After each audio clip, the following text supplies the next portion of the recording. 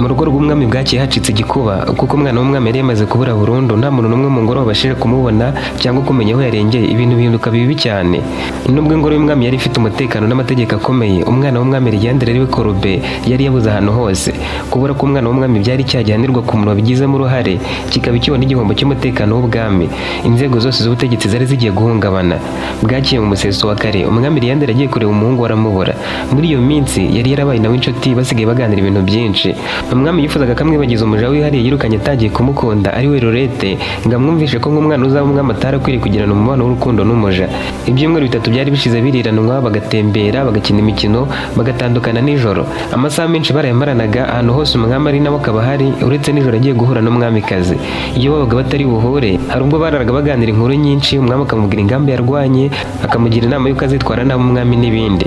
Umuja uhoraho Korube wari usigaye ari we Virane basaga nk'abatagihura kenshi ku manywa, gusa ibyo gukora amasuku mu cyumba, kumesera n'ibindi yarabikoraga. Ku mugoroba w'uwo munsi yarabuzeho, umwami yari yagiranye nawe ikiganiro ndetse afata ikamba ryari rimuri ku mutwe arimwambika ashaka kumwereka uko yababera waramutse abaye umwami. Yamujyanye ku ntebe ya cyami, amusaba kwicaramo, amujyana n'ahandi hantu batandukanye ndetse bagirana ikiganiro cyiza kuruta ibindi bari baragiranye. Batandukanye nka saa yine n'igice z'ijoro, umwami ajya kuryama nawe bibuko. Nk'umwana bari bamaze kuba inshuti zikomeye, yabyutse mu museso wa Karenga ajya kureba ko yaramutse amahoro. Ahageze asanga umuryango ufunguye, urugi rwegetseho. Amwenyura amuhamagara ati, Korube uracyasinziriye, uzi ko waraye udafunze?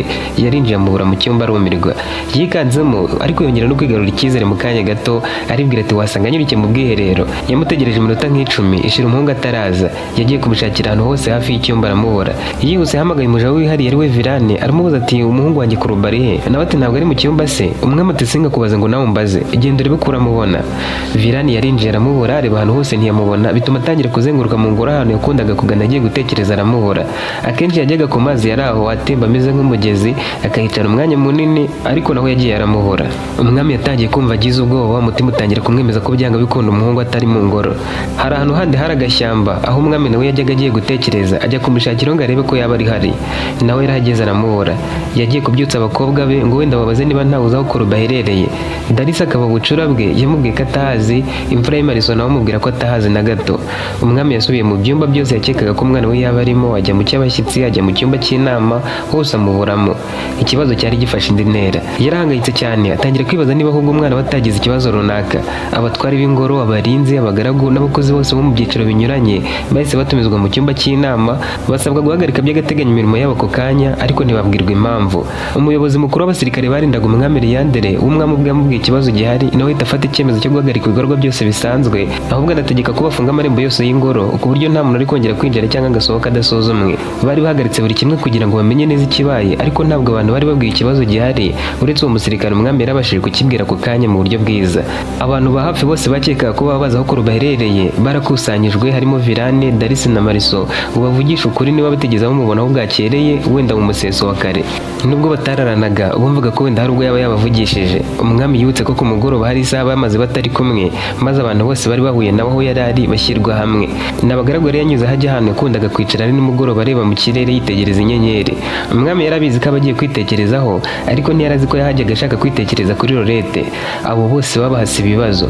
Iyo Korube yabaga ari aho hantu, yakururaga ishusho ya Lorette, akibona bongeye guhura, amuhobeye, amuteruye, bari gukina udukino tw'abakundana turimo kwihishana, bakajya mu mazi bakayaterana mu maso, bagakenera ku buriri baterana imisego, cyangwa se akamubona babayiseriye bari kurebana nabi, nyuma bakaza kwiyunga babwirana ko bakundana cyane.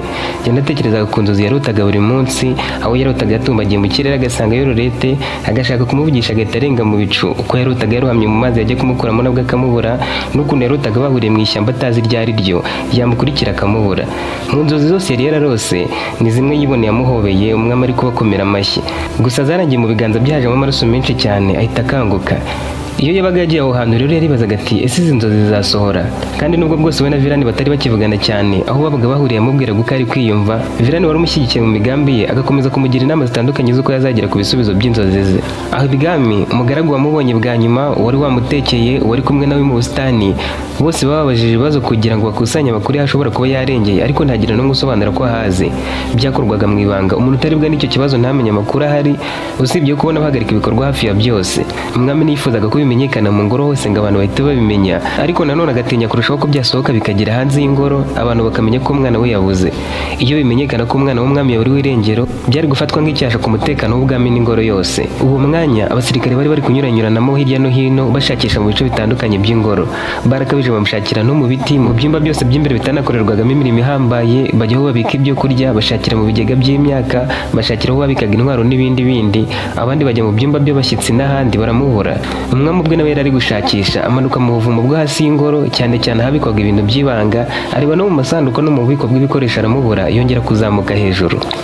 Abasirikare barindaga amarembo n'inkuta z'ingoro bahise bashyirwa mu iperereza rikomeye kandi ryihutirwa rikorwa mu ibanga. Umuyobozi mukuru w'abarinzi b'ingoro bamuhamagaje imbere y'umwami. Yagombaga gutanga ibisobanuro by'uko umuntu ashobora gusohoka mu ngoro irinzwe nk'uko ubuyobozi bwa gisirikare bwari bwarabiteguye ntihagire umuntu umubona. Abasirikare bamaze umwanya bahatwa ibibazo, bamwe bafungwa by'agateganyo, cyane cyane abarindaga ku marembo, abandi bahita bakorwa ku mirimo basimbuzwa abandi, by'umwihariko ku marembo manini n'ahari inzira zihariye zose. Umwami yabifashe nk'igitutsi ku bubasha bw'ingoro, ndetse abibonamo ikimenyetso cy'uko umutekano ushobora kuba utarugikaze. Ibi byose byabaga mu kanya gato cyane mu buryo bwihuse. Umwami yakomeje gutekereza, yibwira ko umuhungu we wenda yaba yazindukiye mu myitozo yo kwiruka ku ifarashi, ariko yibaza ukuntu nanone yajya ntihagire umuntu umubona. Kugira ngo abyemeze yagiye ahantu habaga haziritse farashi ye, iyo yakundaga gukoresha amasiporo ari inyuma y'ingoro arayibura. Abasirikare bari bizewe cyane boherejwe hanze y'ingoro bari ku mafarashi yihuta, bajya mu mihanda yahitwa hanze y'umurwa hose, aho bakekaga ko wenda yaba yagiye gutemberera ku ifarashi ye, ariko nabo bagarutse bavuga ko ntawe babonye. Umwamikazi mama wa Korube yarakiryamye, baramubyukije kuko yari yagumye mu buriri ashaka kwiruhukira, adashaka ko hagira n'uwamukangura saa yine zitaragera. Umwami yamusobanurira ibintu byose uko bihagaze, ndetse anamugira inama yo kutagira uwo abibwira keretse bari bagize inama y'umwami. Byabaga bigomba kuguma hagati y'ababimenye, ntibihererekanwe hagati yabo. Umwami yateranyije inama y'ibanga y'abajyanama be b'ingenzi, abagezaho ikibazo, abamenyesha ko ariyo mpamvu ibindi byose bihagaritswe kugeza aho umwana abonekeye. Abasirikari, abakozi n'abandi bose barebwaga n'uburinzi n'ubuzima bw'umwana, harimo na Virane, abo bose bahise babashyira mu nzu y'imbohe nta bindi biganiro bibayeho, kuko abajyanama bari babwiye umwami ko aribo bakwiriye gutangiriraho babaza iby'icyo kibazo. Cyari icyaha gikomeye gutuma inkuru nk'iyi imenyekana mu bantu b'inyuma y'ingoro. Abari bashinzwe itumanaho ry'ibwami ndetse n'abanditsi bandikaga mu ibanga ibibera ibwami barafashwe bihanangirizwa kutagira icyo bandika ku bijyanye n'ibyari biri kuhabera. Umwami yagombaga kurinda ko amakuru yasohoka, akaba yagera no ku bindi bihugu ko umwana we yabuze. Umwamikazi yamaze kumva ko ikibazo giteye, we na wa mujyanama bakurura umwami baramubaza bati, ese koko ntuzi ahari? Ntiwayoberwa. Byanga bikunda yacitse ajya kureba Lorette. Umwamikazi niwe waranditse yabaruwa yigize nk'aho ari Korube, akayiha abasirikare bakayishyira Lorette aho yari kwa Celestin, amubwira ko akwiriye guhunga akava aho ngaho kugira ngo umwami atazamwohereza abo kumwica. Yabwiye Leandre ati, twapfa kuhashakira n'ubwo bwose nkeka ko bamuretse akagenda, ariko ntibayoberwa aho yaba ari, kandi aho yaba yaragiye niho na Korube yaba yamusanze. Umwami yarabihakanye, arabaza ati, ni gute umwana twari tumaze kuba inshuti kuriya yagenda? Yaravuze ati, uwo mukobwa ashize ukwezi n'igice mwirukanye akagiye iyo ntazi, mbere y'uko agarukana na Celestin igihe mbatumira hano ibwami. Kuva icyo gihe hashize ibyumweru 3 mporana n'umuhungu wanjye, kandi twari tumaze kuba inshuti tubwirana buri kimwe. Umwana wanjye yaramaze kwibagirwa Lorette, ni gute yaba agiye kumureba? Umujyanama yaramubwiye ati, uko biri kose niho dukwiriye gushakira mbere ya byose. Nitumenya aho Lorette ari, turaba dufite amahirwe yo kumenya aho Korube yaba ari, cyangwa se Lorette mumufata ari muzima mumuzane hano ibwami. Korube n'abagiye ari we agiye kureba, namenya ko Lorette ari hano azagaruka. Umwami koko yibutse ikiganiro yari yaragiranye nawe mu minsi ine yari ishize. Imbere y'umwamikazi n'umujyanama yarashobewe, agenda yerekeza mu ntebe ya cyami, ababwira inkuru y'uko byagenze. Icyo gihe bari bamaze icyumweru bakora imyitozo yo kurasa, umwami amwigisha uko yakwirwanaho umwanzi amwubikiriye. Baganiriye ku ntambara yarwanya akazitsinda, uko yabashije kuzahagarika. Kuva Korube yavuka hakaba nta gihugu cyari cyakabateye cyangwa ngo bagitere. Korube wari umuteze amatwi ahise amubaza ati, none se data, ko nta muntu uterwa yiteguye? Baramutse baduteye wenda ari nka nijoro cyangwa se ku manywa, maze bagafata umwami ari wowe, bagafata umwamikazi, ni ukuvuga mama, bagafata na bashiki banjye, mbese abakomoka ku mwami hafi ya bose bakabica, ariko njye nkarokoka. Cyangwa se wenda umwe muri bashiki banjye akarokoka, ariko akaba yihisha ahandi hantu. Uwo nguwo waba urokotse, ariko nawe bari kumuhiga, yacikira he? Umwami Leandre ntiyabyumvise neza, yaramubwiye ati, bisobanure mbyumve. Nawe titekereza wenda ingoro ikaba izitiwe n'abanzi ahantu hose, ku marembo yose bariyo, nta hantu umuntu yacikira. Inzira yo mu buvumo ikaba itari gukora, wenda nayo bayigezeho bakayivumbura bakayifunga, uwaba warokotse yacikira he? Uretse n'ibyo, uyu munsi ushobora kugambanirwa n'ingabo zigashaka kukwica, bikaba ngombwa ko nguhungisha, none nakunyuza he? Ikindi kandi nanone ko urupfu narwo rudateguza. Ntukwiriye kumbwira amabanga menshi atazwi n'undi uwo ari we wese kugira ngo nuramuka utanze bitunguranye nkisanga ku ngoma nzamenye uko ntwara ibintu byose mu buryo bwiza. Umwami yumvise amubajije ikibazo kirimo ubwenge, cyane ko yari yabanje kumubwira ko umwanzi cyangwa urupfu bidateguza nawe akabyemera. Yumvaga basigaye bahuza, ashaka kumenya byinshi by'uko yazarinda ubwami bwe cyangwa agakiza amagara ye. Nawe nta kintu yari asigaye amuhisha, yamubwiraga byose. Yaramwegera aramubwira ati uko biri kose umwanzi ashobora gutera isaha ku isaha, kandi ntiba bikwiriye ko abo mu rugo rw'umwami bose bicwa. Biba biteye agahinda cyane, ari n'igisebo kuri bo. Gusa mwana wanjye, nubwo ingoro yacu zitewe n'inkuta zikomeye, ntibivuze ko nta nzira hari umuntu yanyuramo ahunga. Nta rukuta rwubakwa ngo hatasigaramo ahantu h'ibanga, ntabwo bishoboka. Iyo bimeze bityo abarwubatse ntibasigamo inzira baba ari abaswa cyane, kuko amarembo yo hari igihe kigera akazitirwa n'abanzi bakomeye nk'uko wabivuze.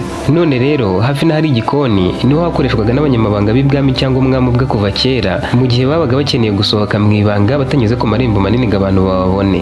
Iyo nzira ntiyahindutse, nanjye niyo nyuramo iyo nashaka ko hagira umuntu umenya ko ntari mu ngoro. Inzira zose zanditswe mu bitabo by'ubwami, ariko iyo ngiyo ntabwo yanditse mu nzira z'ibwami. Nta muntu usanzwe yizi, kuko ari umwami yifashisha mu gihe ibintu byacitse. Njye nayibwiwe ari uko mbaye umwami, nyibwiwe n'uwari umunyamabanga wa data, ariko we kuko nkwizeye nyikubwiye utaraba n'umwami. Korube yagize amatsiko, yifuza ko umwami amujyana aho hantu akahareba akahamenya, kuko akururaga kumva atari kuyumvisha neza. Kandi umwami yabonaga rwose umwana akomeje ashaka kumenya uko yazarinda ubwami bwe mu gihe yazaba abaye we, uko yazitabara cyangwa agatabara abandi, kandi akabona ko afite ishyaka ryo kugera kuri byinshi. Ibya Lorette byari bimaze kuba inkuru ishaje kuri bo, ntabwo bari bakibivugaho. Umwami yamufashe ku rutugu, cyane ko yabikoraga yabonaga umuhungu we yishimiye amujyana aho hantu. Mu kuhareba, Korube yabonye n'igice cy'ahantu hari inkuta zifite paseri nini, hameze nk'urukuta rusanzwe, ariko hagati yarwo harimo umuryango w'ibanga wubatswe mu mabuye. Umwami yabaye nk'ushushanya akoresheje intoki, amwereka amabuye maremare yari ameze nk'ayubakishije n'ahandi hose, ariko yari umuryango. Ayo mabuye rero abajwe neza, ari maremare. Yari amabuye yoroshye mu kuyakuraho, abaje nk'imbaho ngari, gusa inyuma agaragara nk'andi ahubakishijwe. Muri ako gace gusa ku rukuta rwose rwari ruzengurutse ingoro niho hagaragaraga amabuye, ahandi barateye umucanga.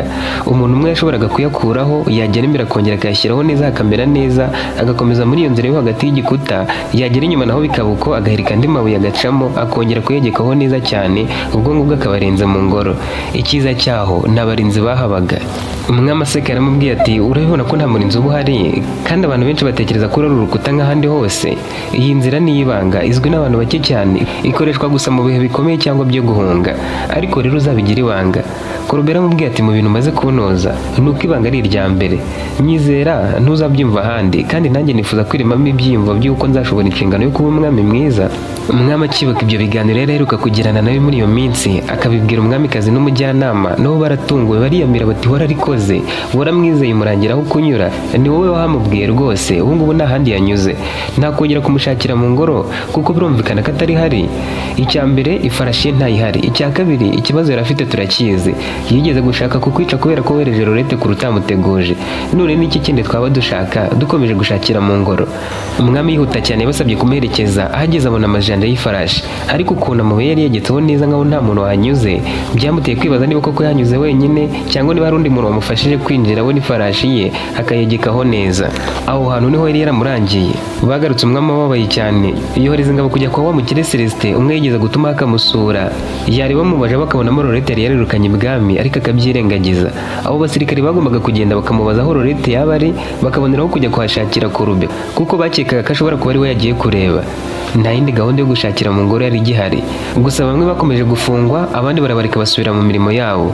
Wakumva ibi byarafashe umwanya munini, ariko byabaye mu masaha atageze kuri 2. Saa 3 gusa umwami yaramaze kwemeza ko umuhungu yacitse akajya kure cyane, atakira aho mu ngoro. Abasirikare b'imbere mu ngoro uwo mwanya bahise bahindurirwa inshingano. Hari abahise barinda ibice byihariye by'ingoro birimo hakirirwa abashyitsi, igikoni, ubusitani n'inzira zose zishoboka z'aho umuntu yakwinjirira cyangwa yasohokera ziba zirinzwe kurushaho.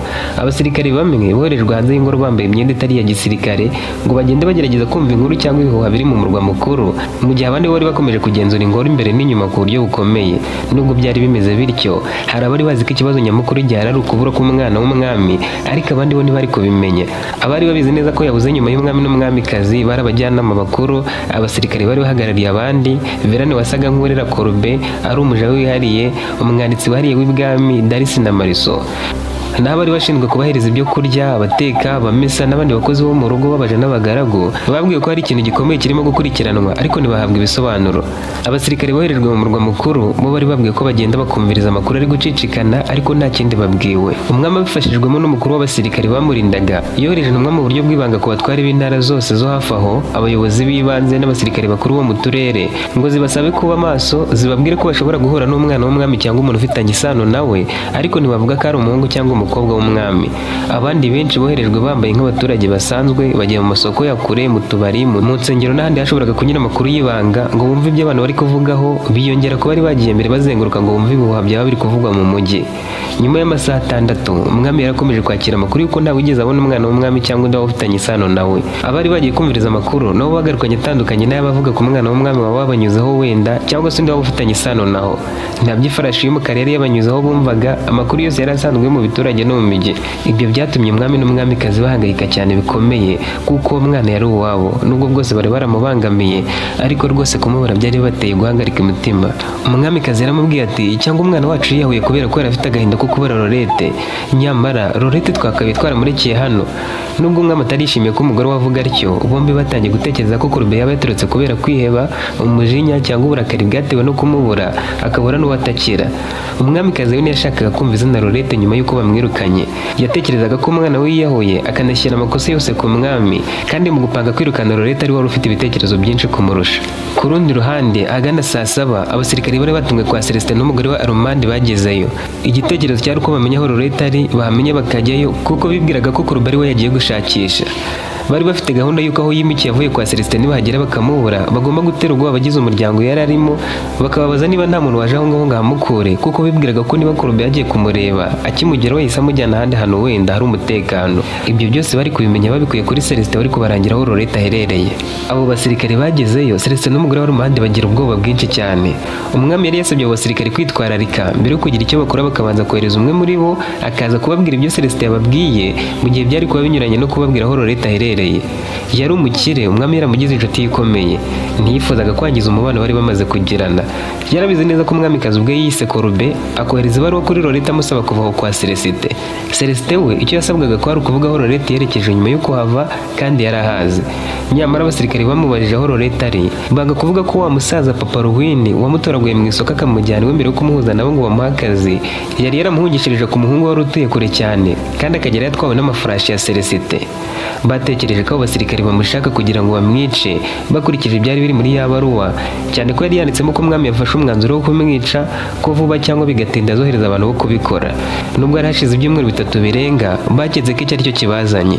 Banze kuhavuga, abo basirikare bakomeza kubinginga nabo binangira imitima.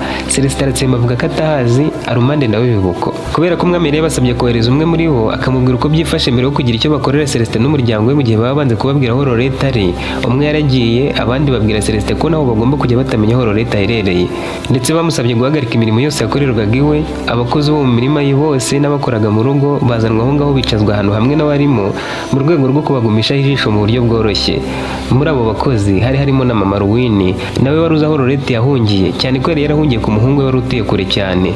Nawe acyagera akamenya ko bari kubaza aho Lorette aherereye cyangwa niba nta muntu w'ibwami wahageze, yaracecetse ntiyavuga ibyazi.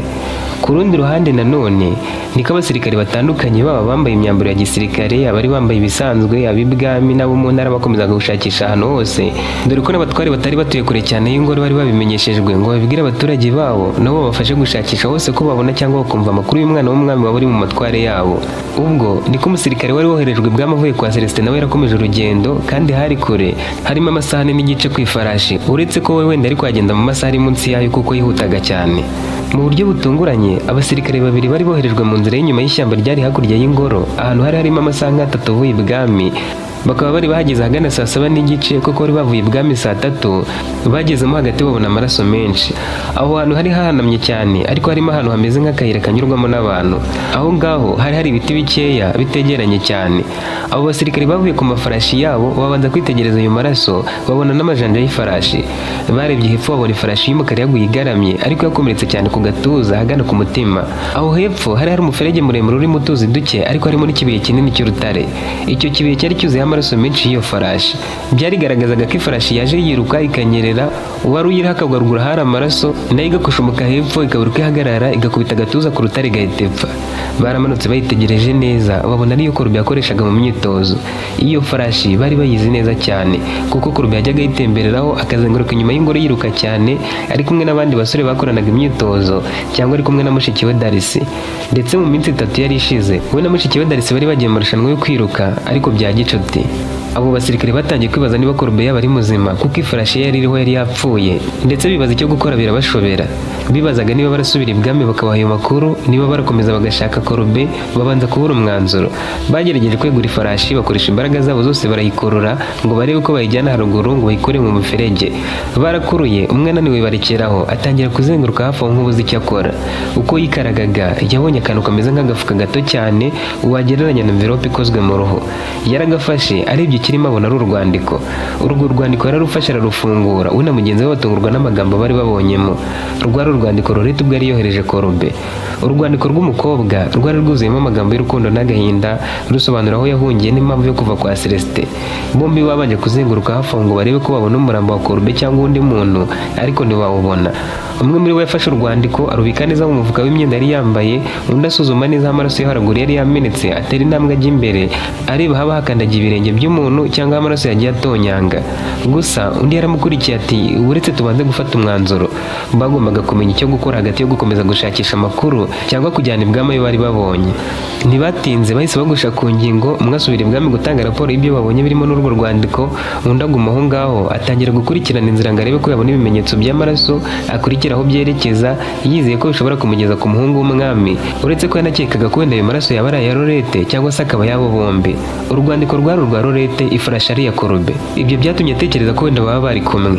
Kubw'amahirwe yagendeye aho hantu hasaga nk'inzira, agenze iminota ibiri agera ku maraso yandi yari yagiye atonyanga, bisa nkaho wakomerekeye aho ngaho bagiye bamutwaye ku rutugu. Yari yakurikiye ageze imbere agera ku kanogo kari kibumbiyemo utuzi tujya gusa n'umutuku kubera amaraso yari yivanzemo. Hari amaraso menshi imbere yako, hepfo hanyuze wa muferege urimo amazi. Ntiyongeye kubona ibimenyetso by'amaraso ku buryo bwatumye yakurikirana akamenya nyirayo yerekeje. Yakomeje kuzenguruka avuga ati uko biri kose bari hafa kuko amaraso ntaruma neza. Wari usubiye ibwami nawe yasubiye ku muvuduko uri hejuru cyane. Mu masaha atageze kuri 3 neza yagezeyo. Nta magambo menshi yabanje kubaho ibaruwa, umwami akusanyiriza abajyanama be hamwe n'abasirikare be b'ingenzi ayisoma nabo bumva kuko ikibazo yari yagishyize no mu maboko yabo. Umwamikazi nawe yarahari ateze amatwi byari biri mu ibaruwa. Yari yanditsemo ngo Korbe, nishimiye cyane ko wamburiye ukansaba kubaho nari ndi kwa Celestin kuko wari uzi ko umwami ari kohereza abantu ngo banyice. Warakoze cyane kumburira, wankijije urupfu. Warakoze no konyereza twa dukomo twawe. Ibaruwa yawe ntiyakiranye amarangamutima menshi kandi nzayibika iteka nk'ikimenyetso cy'urukundo rw'ukuri twakundanye tutabigizemo uruhare. Buri gihe nzajya nibuka ko nangiye kubaho neza muri ubu bwami kubera urukundo wankunze. Ni ukuri nanjye nabimenye nyuma yo gutandukana nawe ko ngukunda by'ukuri. Iyo tuba tukiri kumwe ndabizi ko twari kwisanga dukora ibirenze by'abantu basanzwe bashobora gukora, ndavuga hagati y'umuhungu n'umukobwa. Ariko nk'uko uri umuntu utegerejweho kuzaba umwami, wowe ukomeza inzira yawe utuje, naho njyewe ndeka nerekeza aho inzira y'ubuzima bushya izanganisha. Uko nisanze ku isi niko nisanze muri aka gahinda kuko nizera ko nta bitagira iherezo. Wenda iherezo rizaba ryiza cyangwa ribi, ariko mbishoboye narigira ryiza ku ruhande rwawe mbere yuko ngera imbere ryiza. Wowe ufitiye benshi akamaro, uhanzwe amaso na bose, naho njye ndi nk'itungo ryoroheje, ndi umuja utagira agaciro, udakwiriye kugaragaza amarangamutima ye cyangwa ngo agere ku byifuzo bye. Sinzi niba isi izigera imbera nziza ntari kumwe nawe, ariko nifuza kukubwira aho ndi. Wenda nibiba amahirwe igihe uzaba warabaye umwami nyiriho uzanyemerera twongere duhure nubwo byaba rimwe gusa. Ndanifuza ko wazongera kungira umuja wawe wihariye nk'uko byahoze.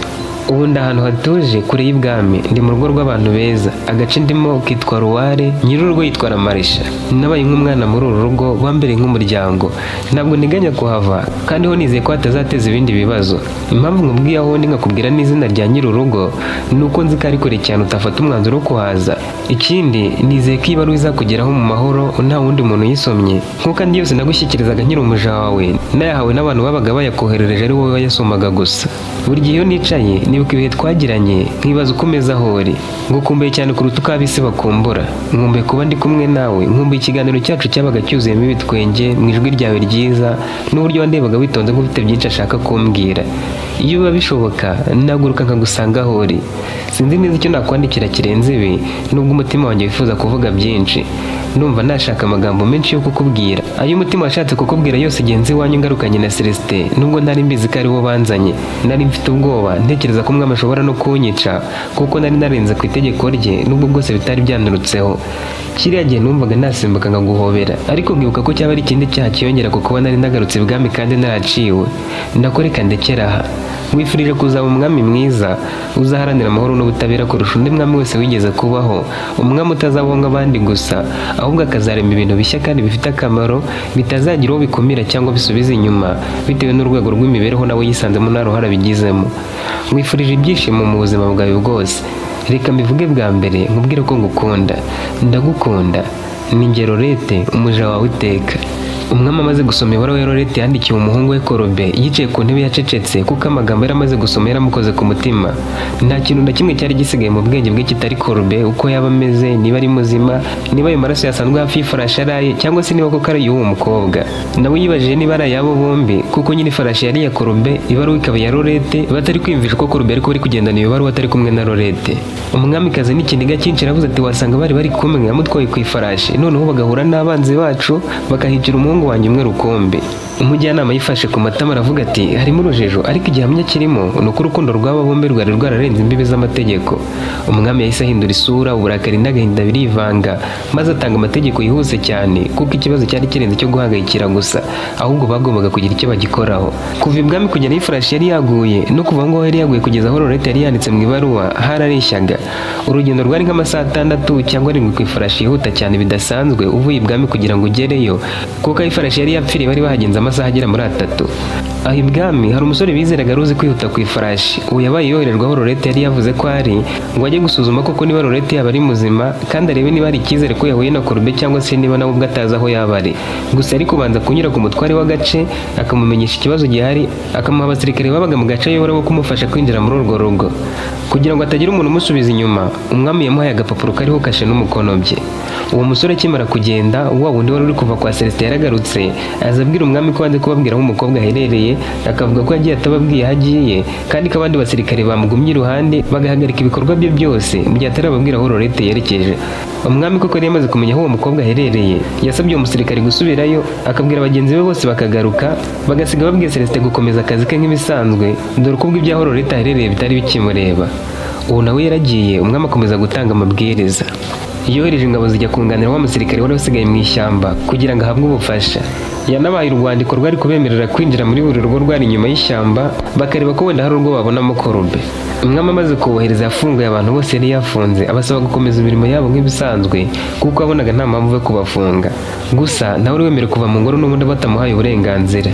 Mu masaha ya nijoro ubwo kwezi kwari kuri gucana hameze nko ku manywa, wa musirikare yageze mu gace ka Ruware.